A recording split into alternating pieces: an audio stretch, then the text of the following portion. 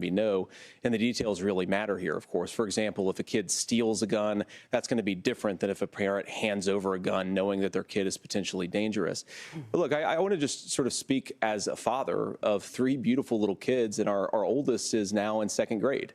And like a lot of parents, we send our kids to school with such hope and such joy and such pride at their little faces on the first day of school. And we know, unfortunately, that a lot of kids are going to experience this terrible epidemic of gun violence. And of course, our hearts go out to the families that are affected by this terrible stuff. And we do have to do better.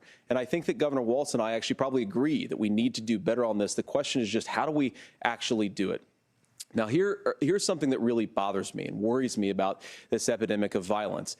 The gross majority, close to 90% in some of the statistics I've seen, of the gun violence in this country is committed with illegally obtained firearms. And while we're on that topic, we know that thanks to Kamala Harris's open border, we've seen a massive influx in the number of illegal guns run by the Mexican drug cartel. So that number, the amount of illegal guns in our country is higher today than it was 3.5 years ago.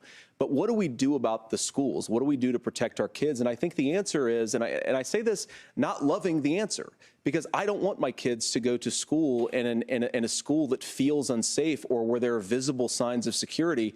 But I unfortunately think that we have to increase security in our schools. We have to make the doors lock better. We have to make the doors stronger. We've got to make the windows stronger. And of course, we've got to increase school resource officers, because the idea that we can magically wave a wand and take guns out of the hands of bad guys, it just doesn't fit with recent experience. So we've got to make our schools safer. And I think we've got to have some common sense bipartisan solutions for how to do that.